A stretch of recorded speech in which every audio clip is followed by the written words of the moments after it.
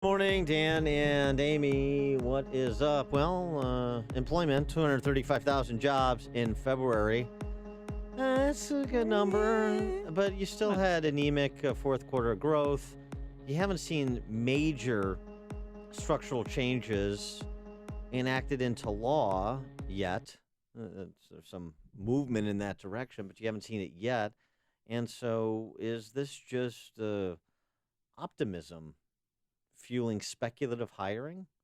I don't know. For more on that question and others, we're pleased to be joined by Scott Shellady. Scott, the cow guy, Fox Business contributor. You can identify him by the cow jacket he wears on the trading floor, much like Amy is sporting this morning. Yes, Scott, thank you so much. Your kindness didn't go unnoticed. I am wearing the jacket again because I thought we were going to both, Dan and I, wear them again today because we wore them on Monday. But I'll tweet out a picture of the jacket. It's stunning. Awesome. It's very slenderizing. Sometimes Dan has selective hearing, I think, so he didn't get the memo. Well, He's wearing something else. I wear mine to bed. I wear the cow jacket and just the cow jacket. And I dream about Dow 22,000. And so tell me if that dream is going to come to fruition. What about the jobs numbers? I mean, is this just kind of optimism fueled hiring, which is kind of which is kind of an odd way to hire the incremental worker? It is odd, and we're still running on fumes. I mean, as we say, we're still smoking the hopium. You're exactly right. We had anemic fourth quarter growth. We have some huge headwinds. We've got kiosks, drones, and robots that are going to be putting a lot of these people out of work still, right? And so we're going to have to retrain a large sector of the economy, which is going to be very difficult. I mean, any president was going to have that problem, not just Donald Trump. So, I mean, it's good to see. And it's good to see these people go back to work, and it's good to see that we're getting some manufacturing jobs back to work. And also I have noticed some now hiring signs. I noticed 4 in one day the other day. I haven't seen that in a long time. So I think the optimism or the animal spirits, as they say, have been awakened. Now we just have to deliver, which is going to be a bigger problem. Yeah, but one of those now hiring signs was at Soldier Field for the quarterback position. Hey-o. Thank you very much. So Donald Trump on the campaign trail, people say things at campaigns that they don't mean, but he wants to fulfill his promise of creating 25 million jobs over the next 10 years. Can he do it? Will it happen? Well, I mean, he's off to a fantastic start. I mean, regardless of why the numbers are where they are, they're great because of this. 3 years ago, on a monthly basis, we were averaging 250,000 jobs a month. 2 years ago, that slipped to 225,000. And last year, a dramatic decline to 185,000, roughly. Okay, those are the rough averages. So in his first full month, or his first true month, we had a private payroll number on Wednesday that he knocked out of the park, and then this one's a very good number as well. So regardless of why it is, it's still going to kind of feed into that hopium or those fumes.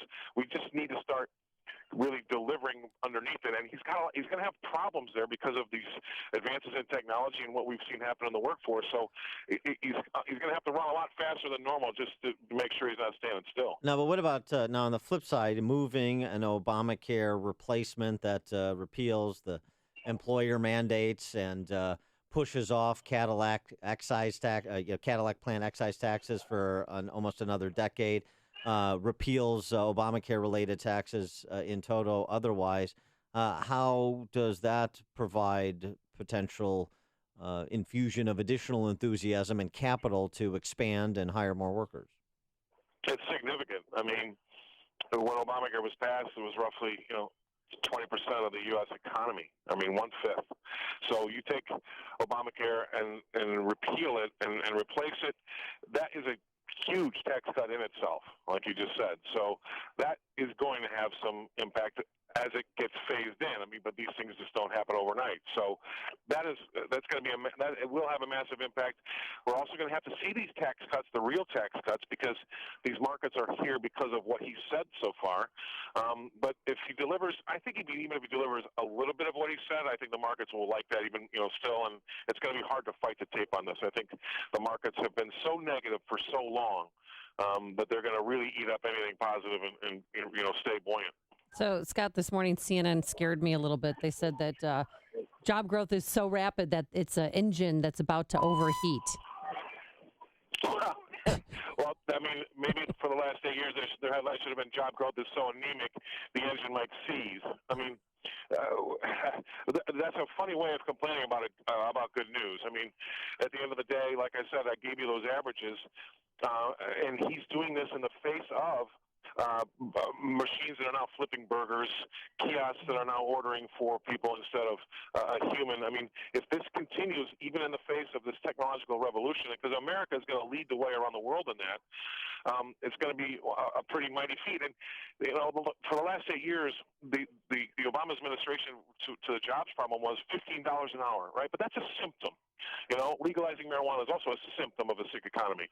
So they were always putting Band-Aids over the symptoms. They're not really attacking the core, and I think that this is a good step at attacking the core. How much trepidation is there, do you think, in the market about a trade policy? Our friend Mark Perry over at the American Enterprise Institute had an interesting report this week. The amount that trade represents state by state in terms of the percentage of the overall state gross domestic product, the GDP, the average trade share for U.S. states in 2015 was about 18% of their total economy. That means state exports plus state imports, the total trade, and as much as 38% for Michigan. So what is there concern still on the street about protectionist trade policies that could be coming down the path that would inhibit economic growth at the state level as we look at these numbers? I would say yes, a little bit.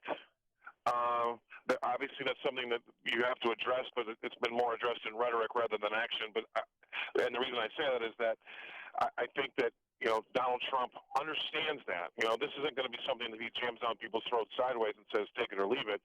I think that he'll understand that, and the people that he's got around him will understand that. And right now we have to, I hate to say trust them, but right now we have to believe that those guys that have been on the street, they know what it's like to run a business, and he's got a lot of those people surrounding him.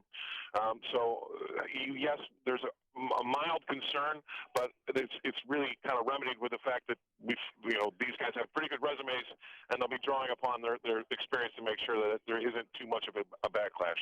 All right, he is Scott Shellady, Fox Business contributor. Scott the Cow Guy. Scott, thanks as always for joining us. Appreciate it.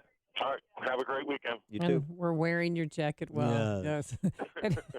And he joined us on our turnkey.pro answer line. The more you